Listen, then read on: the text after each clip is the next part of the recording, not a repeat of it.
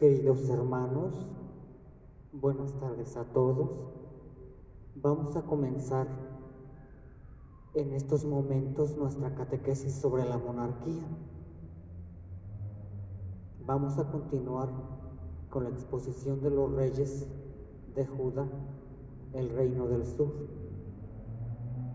Vamos a proponernos para esta sesión analizar a solo 2 de ellos. Vamos a seguir con esta dinastía que se ha respetado en el reino del sur. A la muerte del rey Azarías u Osías, que es el que estudiamos en la sesión pasada que yo compartí,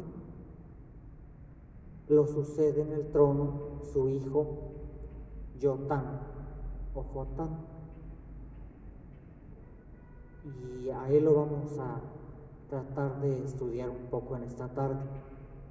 Y después a Acaz, para terminar este pequeño ciclo que nos llevará hasta Ezequías.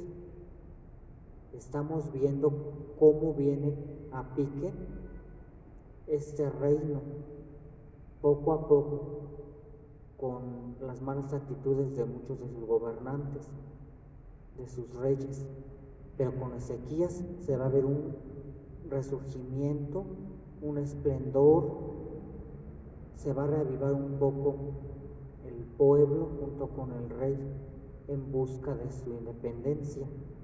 Pero eso lo veremos en la sesión siguiente, porque deseo quedarnos hasta aquí, hasta acá, intencionalmente, porque casi es donde se empatan en la cronología los reyes que están allí, casi, no exactamente. Ya va a terminar en esta época que yo estoy exponiendo la dinastía, la monarquía en el reino del norte. Esos reyes que está exponiendo el padre Sergio van a ver su fin casi en esta época con la que hoy yo voy a terminar, con el rey Acaz. En cambio, el reino de Judá del sur, el que yo he estado explicando, continuará todavía con Ezequías, que les digo que se busca la independencia, y después siguen otros reyes, 7 reyes más, hasta que también cae a manos de otro gran imperio de esa época, el reino de Judá, corriendo la misma suerte, aunque con diferentes circunstancias, que su hermano, el reino del norte. Pues esto es lo que nos proponemos para esta sesión. Vamos a disponernos con una sincera y sencilla y humilde oración, en el nombre del Padre, y del Hijo, y del Espíritu Santo. Amén. Te invocamos, Señor y Dios nuestro, porque eres grande y poderoso. Tu misericordia supera todas tus obras, y nosotros hemos experimentado tu gran amor y queremos corresponderte. Sabemos que tú eres un Dios fiel a tus promesas. Siempre cumples lo que nos prometes. Eres fiel a tu alianza. Nos prometes muchos beneficios que queremos alcanzar. Concédenos entonces también a nosotros ser fieles, siguiendo tus ejemplos, Señor y Dios nuestro. Recordando siempre, sin olvidar, que tú nos has elegido, que has apostado por nosotros. Así nosotros nos animaremos a seguirte con entrega total y de todo corazón en el cumplimiento de tus mandamientos, de tu ley de amor. En el nombre del Padre, y del Hijo, y del Espíritu Santo. Amén. Vamos entonces a abordar a Jotán.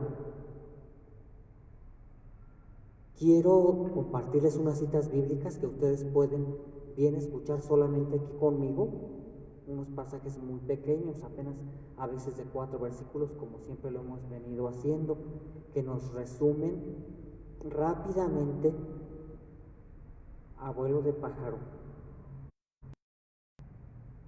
la historia del rey, a grandes rasgos, porque muchas cosas escapan de nuestra mirada histórica, de la propia consignación por escrito de la palabra de Dios, pero esto es lo que podemos conocer y que podemos aprovechar para nuestra salvación. No importa que cosas sean desconocidas y que nunca se vayan a conocer por nuestra ciencia, por nuestro estudio humano. Conocemos lo que nos es necesario para la salvación. Con eso nos sobra y basta. Entonces, si tienen un papelito en donde escribir estas citas bíblicas para estudiar este rey Jotán. Segundo libro de los Reyes, capítulo 15, versículos de 32 al 35. Segundo de Reyes, 15, 32 al 35. Y un paralelo, pero yo hice la elección de los versículos para que no redupliquemos aquí el pasaje, sino que solo nos fijemos en detalles que muestran cosas diferentes. Segundo libro de Crónicas, capítulo 27, versículos del 2 al 6.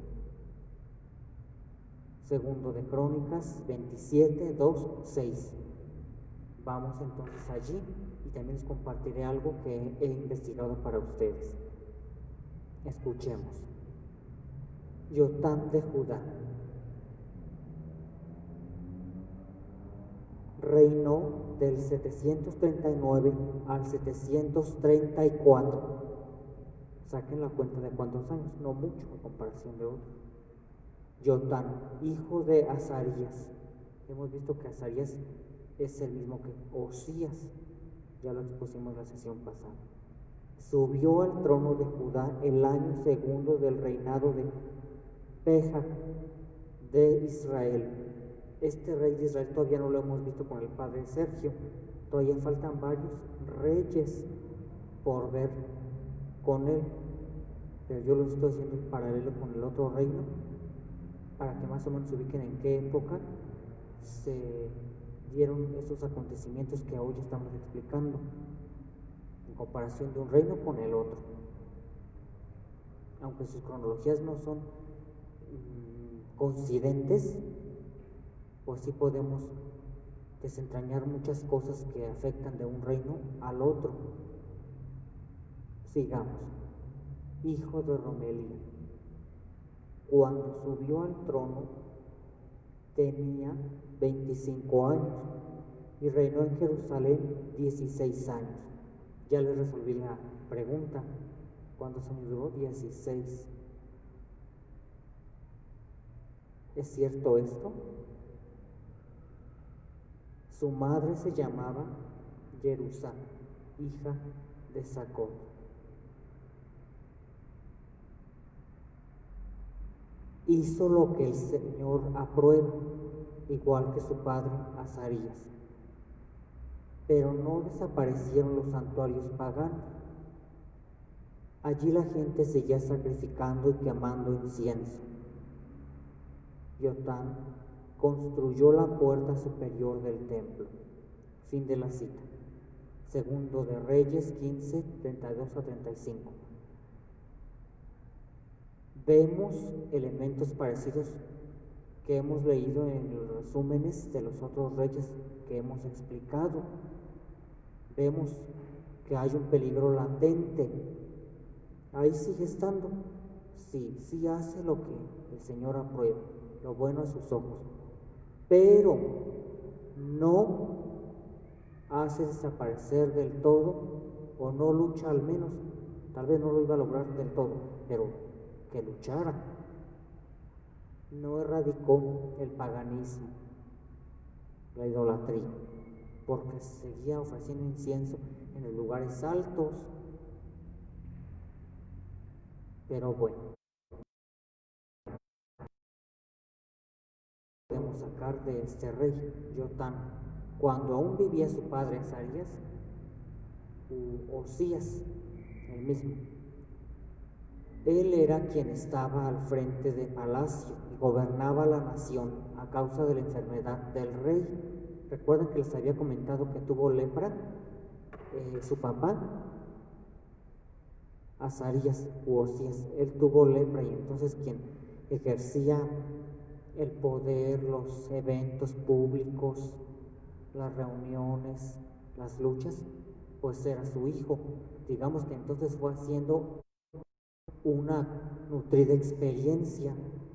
Yo les hacía la comparación de que era como un servicio social, cuando uno ya después del servicio social se presenta a su primer trabajo como tal, pues ya tiene una experiencia, tal vez pequeña, pero pues este muchacho, Yotán, ya había ejercido el poder de una u otra manera, así que a la muerte de su padre ya sabía cómo moverse, a comparación de otros reyes que ascendieron a corta edad, a temprana edad, siendo niños, cuyas madres tuvieron que asumir el poder mientras ellos cumplían la mayoría de edad y estaban en posición de reinar. Bueno, pues este ya estaba capacitado. Por eso es alabado por el deuteronomista, porque pues ayudó a su papá, a su padre.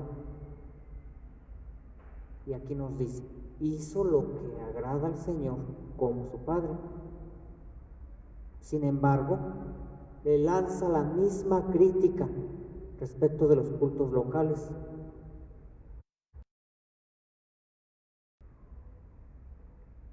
Es como el pecado dominante. Nos damos cuenta. Algunos han hecho esfuerzos, y eso mínimos. Nos podemos dar cuenta que están tropezando con la misma piedra. No han aprendido de sus errores, no han defendido el yavismo como tal, puesto que están ocupados en otras cuestiones. Vamos a seguirlo viendo, descubrámoslo juntos. Pero también tiene un punto a su favor. Se le abona la construcción de la puerta superior del templo. Es como una alabanza, un mérito. Tal obra realizó, tal progreso ejecutó. En esta época el reino de Israel y el rey de Siria provocaron pleitos en Judá. Judá es lo que estamos entendiendo nosotros. Entonces vemos como el reino del norte, el hermano de este del sur, estaba aliado con otras fuerzas, entre ellas Siria, y entonces entraron en escaramuzas, aunque de hecho no habría de entenderse esto como un hostigamiento nada más de por sí. Más bien debemos interpretarlo como una forma de presionar al rey para que se alíe con Israel y Siria en contra de Asiria. Fíjense, Asiria es el gran imperio de esa época. A manos de él va a caer el reino del norte, pero eso lo verán con el padre Sergio cuando lleguen a ese punto, porque él estaba en los Omridas. Claro que muchas cosas del norte tienen que ver también en el sur, así uno u otro se beneficia o se afecta, ya con alianzas de matrimonio, ya con alianzas políticas, con alianzas militares, comerciales, en sus rutas, en sus materias primas.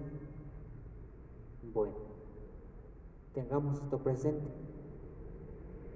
para que no juzguemos con falsos criterios o anacrónicos. No es hostigamiento nada más por sí, por molestar, como decimos coloquialmente, como cuchillito de palo.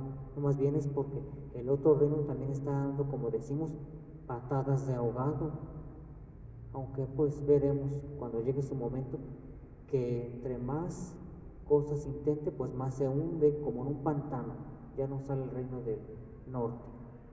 Entonces está queriendo hundir al que se deje, o agarrándose de quien se pueda para subsistir. Al fin está tratando de sobrevivir. Vemos que entonces esto viene a afectar al reino del sur. Vamos a checar entonces la otra lista que les había proporcionado al principio del libro de las Crónicas. Es casi un paralelo, pero estamos evitando la reduplicación leída aquí. Les voy a leer los versículos que elegí, que sí nos dan datos novedosos. Entonces es Jotán, capítulo 27 del segundo libro de las Crónicas, versículos del 2 al 6. Escuchemos. Jotán de Judá hizo lo que el Señor aprueba, igual que su padre Osías. Aquí se usa el otro nombre, ¿se dieron cuenta? En el libro de Segundo de Reyes se utilizaba Azarías, en este de Segundo de Crónicas se usa en cambio Osías, pero es el mismo. Pero no iba al templo, ¿vieron? Ahí está el pero no iba al templo. Y el pueblo seguía corrompiéndose.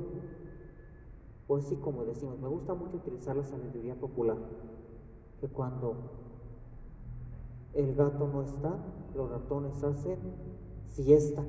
Pues sí, como no iba al templo, porque pues no le interesaba mucho, estaba en otros asuntos, dejaba libre arbitrio al pueblo que se estaba corrompiendo. O sea, si no lo vigilaban, el pueblo hacía lo que quería. Me recuerda este comportamiento a muchos otros pasajes de la Sagrada Escritura, por no decir que de la vida comunitaria que hemos llevado. A ver, citaré algo. Por ejemplo, ¿se acuerdan cuando Moisés subió a lo alto del monte? Se quedó el pueblo abajo. Pues entre que con cantos festivos, entre que se desesperaban, impacientes, murmuraron, construyeron un becerro. Ya cuando bajó Moisés, ya que había pasado, ¿recuerdan ese pasaje? Solo por comentarlo. Bueno, muchas otras experiencias tendremos de cosas así. El pueblo corrompiéndose. Construyó la puerta superior del templo, hizo muchas obras en la muralla de Ofel, construyó ciudades en la sierra de Judá y levantó fortalezas y torres en los bosques. Luchó contra el rey de los amonitas y lo venció. Los amonitas le pagaron aquel año 100 pesos de plata, 10,000 toneles de trigo y 10,000 de cebada, e igual cantidad los 2 años siguientes. Jotán se hizo poderoso porque procedió rectamente ante el Señor su Dios. Vemos una explicación muy bonita y consoladora. Jotán se hizo poderoso porque procedió conforme al Señor su Dios, rectamente, conforme a su querer. Esto es loable. Ojalá que sea de todo corazón, porque como estudiamos este rey nos damos cuenta que más bien es a medias, no es con todo el alma, porque permite, por otro lado, si de por sí, aunque estuviera el rey ahí vigilando, impulsando el yavismo, muchos extranjeros, idólatras, paganos, rebeldes, hechiceros, adivinos, estaban ahí promoviendo cosas contra Dios, contra sus mandamientos. Ahora, si el rey no estaba vigilando, rigiendo, pues mucho más desorden. Sirva esto para nuestra vida espiritual de todos los días. Apliquémoslo, no nos pase así, por favor. Aunque no estén vigilándonos los superiores, actuemos bien. Dios todo lo ve. Él nos vigila para darnos lo que nos hace falta, para buscar nuestro bien, no como un policía castigador. Entonces no perdamos de vista esto. Dios siempre nos acompaña. No digamos, bueno, pues está lejos, no va a venir, hagamos lo que queremos. Ya cuando llegue ya nos portamos bien. No. Bueno, cuidado por allí, por ese sentido. Así dejamos entonces a este rey Jotam, que reinó 16 años en el reino del sur, en Judá. Vemos, no hizo grandes cosas. ¿Qué pasó a su muerte?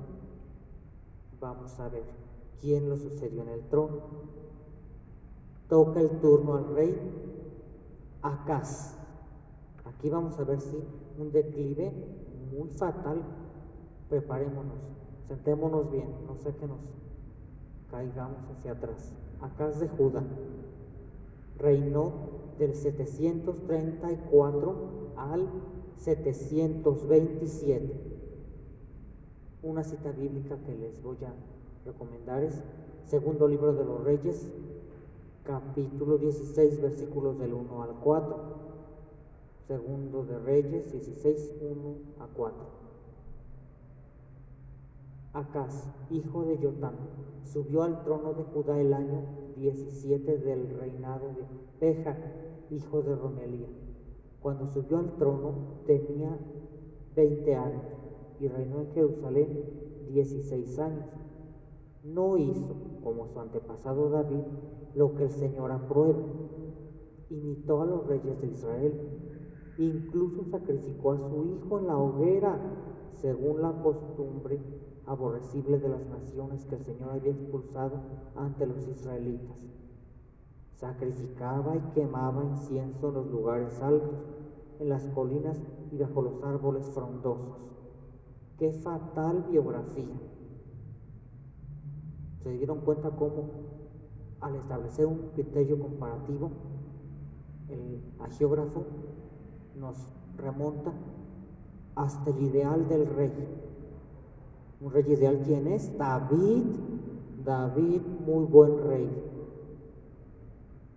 Bueno, pues este rey no fue como David, ya con eso nos da a entender, pues fue, pero sí, pésimo. No fue malo, fue más que malo. Ya nos podemos dar una idea. Bueno, eso en esta fuente. Vamos a consultar una que es un reduplicado en el libro Segundo de Crónicas. Segundo libro de las Crónicas, capítulo 28, versículos del 19 al 25. Estos he elegido para que no leamos lo mismo, porque sí vienen igual, de hecho con algunos tintes estilísticos que sí lo hacen diferente, pero en esencia es lo mismo. Elijo estos otros versículos para que no estemos repitiendo. Segundo de Crónicas 28, 19, 25. El Señor humillaba a Judá por culpa de Acaz. ¿Y en qué consecuencia acarrea el comportamiento del dirigente? Que había traído el desenfreno a Judá y se mostraba rebelde al Señor. Era un pésimo rey. Pero Tiglat-Pileser, rey de Asiria, en vez de ayudarlo, marchó contra él y lo sitió. Es decir, que buscó ayuda, entonces sobreentiende. Y aunque Acaz despojó el templo, el palacio y las casas de las autoridades para ganarse al rey de Asiria, quiso hacer una alianza. No le sirvió de nada, como que lo quiso comprar, pero pues no tuvo fruto, no le funcionó. Incluso durante el asedio siguió rebelándose contra el Señor. Estaba intermitente, como que sí, como que no. Ofreció sacrificios a los dioses de Damasco. Qué fatal, que lo habían derrotado, pensando, los dioses de Siria sí que ayudan a sus reyes. Les ofreceré sacrificios para que me ayuden a mí. Pero fueron su ruina y la de Israel. ¿Vieron? Muy mal. Acaz reunió los objetos del templo y los hizo pedazos, cerró las puertas del templo, construyó altares en todos los rincones de Jerusalén y levantó santuarios paganos en todas las ciudades de Judá para quemar incienso a dioses extraños, irritando al Señor, Dios de sus padres. El Señor está sumamente irritado. ¿Qué más podemos decir? Esto ya suena muy mal. El rey Acaz. Por eso nos vamos a ir quedando con este rey por hoy, porque les tengo preparada una tarea que pues sí nos va a tomar tiempo. Tenemos que invertirle para tener frutos. Les voy a solicitar de favor, muy atentamente, que vayan leyendo el libro del profeta Isaías y el libro del profeta Miqueas. El de pequeño, el del profeta Isaías podría bastar con que le lean la primera parte, del capítulo 1 al 39. Con eso me basta para más o menos irnos centrando en la profecía que el Señor hizo surgir atendiendo a las situaciones que se estaban viviendo. No importa que sea para uno u otro reino, porque muchas cosas podemos tomar para los dos. Aunque a veces un profeta nazca en el sur, a veces desempeña su ministerio en el norte, o a veces no son del palacio. Los profetas a veces son como de otro sector, algunos ni siquiera son de familias proféticas, sino pues agricultores, pastores, con otro oficio, no con una familia de historia profética.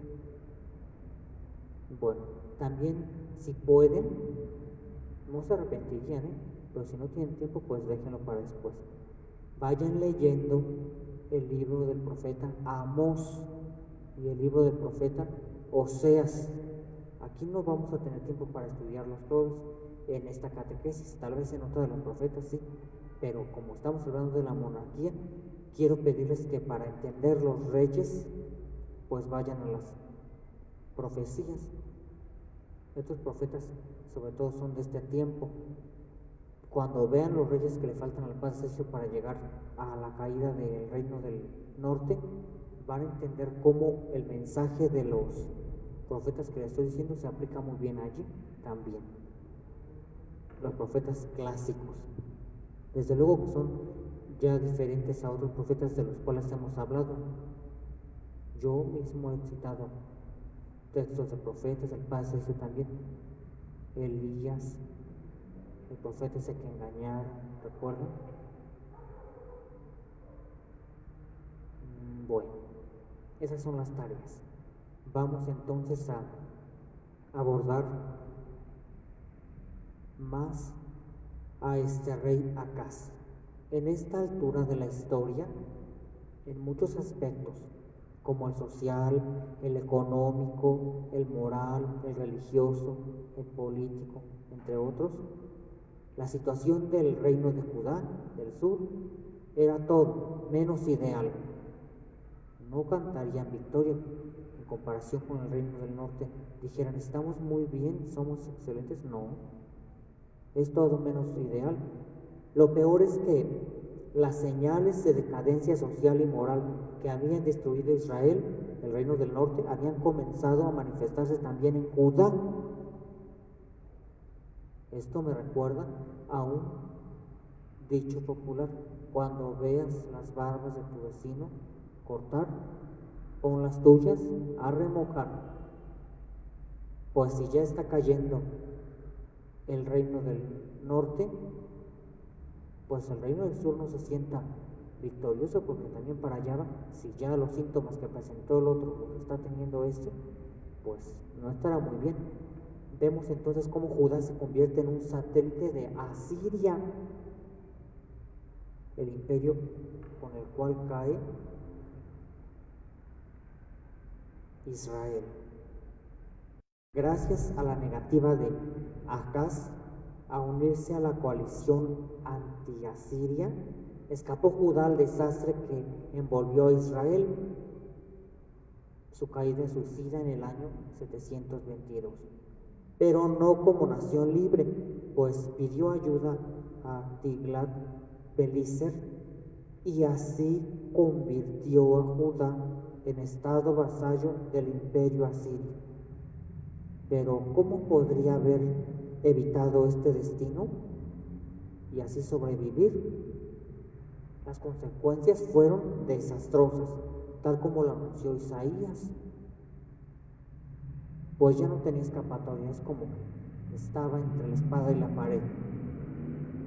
¿Quién sería tan inteligente para lograr salir de esta encrucijada? Es un entramado tan exquisito que pues más bien es como inextricable, ya no se puede desenredar. Pues al fin Judá hizo lo que el rey. Vemos que cayeron otra vez en tendencias sincretistas. Entre las consecuencias de la política de Ahaz, o Acaz, que es el mismo, se hallaban las relativas al dominio de la religión. En Oriente Antiguo, la política del sometimiento llevaba consigo al reconocimiento de los dioses supremos, sin sustituir a los nativos. Esto explica las innovaciones que Acaz introdujo en el templo de Jerusalén. O sea que si un reino sometía a otro, pues ponía a sus dioses como supremos, aunque no por eso quitaban a los dioses de ese lugar propios. ¿Recuerdan cuando yo les leía esas descripciones de cómo estaba construido el templo? Que con tales medidas, que con tales materiales, que con tales decoraciones. Bueno, así era el templo, pero aquí vemos cómo le hicieron modificaciones. Vamos a ver. Ustedes pueden leer en el segundo libro de los Reyes, capítulo 16, versículos del 8 al 17. Léanlo por favor, van a ver cómo ahí hicieron modificaciones. Yo lo leí ya con anterioridad y pues sí me conmovía que el rey fue para solicitar ayuda, bueno, ya fue a Damasco. Allí vio cómo estaba construido un altar. Envió entonces los diseños y le hicieron otro igual, pero en el templo quitaron el otro antiguo altar a un lado, ya lo colocaron el otro. Un sincretismo, una combinación. Pero pues esto lleva porque aunque todavía no caía como el reino del norte, pero ya estaba muy afectado. El país había sido gravemente herido con su economía, con los territorios extranjeros perdidos que había ganado Osías. Ahora ya no los iban a volver a recuperar, casi ninguno. La guerra arameo-israelita había dejado grandes estragos. Ahaz vació el templo. Pueden leer segundo libro de Reyes, capítulo 16, versículos del 8 al 17 y se van a dar cuenta. Todavía esta fue a recolectar lo que había en el templo para mandárselo como un regalo, que el oro, que la plata, que los metales, pero pues ya fue inútil. Actuó desesperadamente este rey Acaz.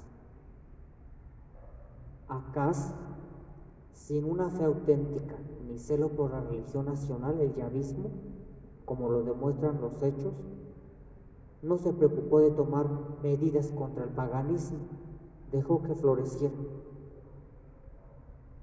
Entonces las prácticas paganas surgieron con mayor fuerza y junto a esto toda clase de modas extranjeras, cultos y supersticiones. Así lo indican los profetas Isaías y Miqueas, de los cuales voy a tomar una pequeña cita para que se den una idea. Vamos con el profeta Isaías. Profeta Isaías, su libro, capítulo 2, versículos del 6 al 8. Escuchemos, es un texto muy corto. Has desechado a tu pueblo, a la casa de Jacob, porque está llena de adivinos de Oriente, de astrólogos filisteos, y han pactado con extraños. Su país está lleno de plata y oro, y sus tesoros no tienen número. Su país está lleno de caballos, sus carros no tienen número. Su país está lleno de ídolos y se postran ante las obras de sus manos, hechas con sus dedos. ¿Nos suena como anillo al dedo? Como lo que describimos hace un momento. El Señor desprecia entonces a su pueblo, pero por estas actitudes. Varias son las cosas por las cuales Dios rechaza a su pueblo. Una es la proliferación de adivinos y hechiceros. Eso es dudar del poder de Dios. Vemos que este rey acudió a los dioses extranjeros. Eso no. Entonces, ¿qué no cree en Yahvé, el Dios de su pueblo? Eso es dudar de él. Otra cosa es que también le sucedió a este rey, es la abundancia y bienestar económico, porque hacen sentirse a uno con autosuficiencia, tanta que se cambia al Señor por el poder y la riqueza. Vemos que esto al fin es un tipo de idolatría, porque se da el lugar que corresponde solo a Dios a una cosa, o a un animal, o a una persona que no es Dios. Ya sea el dinero, sea el poder, sea la fama, sea la apariencia, sea el placer. Vemos, todo esto le aconteció a este rey, aquí lo denuncia el profeta Isaías. Vamos entonces a terminar esta última cita de los profetas. Es el turno de Miqueas, capítulo 5, versículos del 12 al 14. Es como una sentencia, un juicio. Aniquilaré en medio de ti ídolos y piedras conmemorativas, y no adorarás las obras de tus manos. Derribaré en medio de ti tus ídolos, y acabaré con tus bosques sagrados. Con ira y cólera tomaré venganza de las naciones que no obedezcan. Pues vemos que el pueblo con su rey se sintió demasiado seguro. Corrompieron la religión convirtiéndola en magia, hechicería e idolatría. Y al no haber purificación, pues no hay futuro. Hasta aquí queda. Fatal. Está descendiendo este reino que estaba más estable a comparación del reino del norte. Pero pues vemos, ni modo. ¿Cómo se va a recordar el reinado de Acaz por las generaciones futuras? No creo que con palmas y vivas. Se va a recordar como una de las peores épocas de apostasía que Judá llegó a conocer. Hasta aquí con esta exposición de los reyes Jotán y Acaz. Continuaremos, si Dios quiere, en la próxima sesión de los reyes de Judá, reino del sur, con el gran Ezequías. Hasta la próxima, nos veremos. Pido al Señor que dé su bendición a ustedes. Entonces, que descansen muy bien. Nos estamos viendo por aquí. En el nombre del Padre, y del Hijo, y del Espíritu Santo. Amén.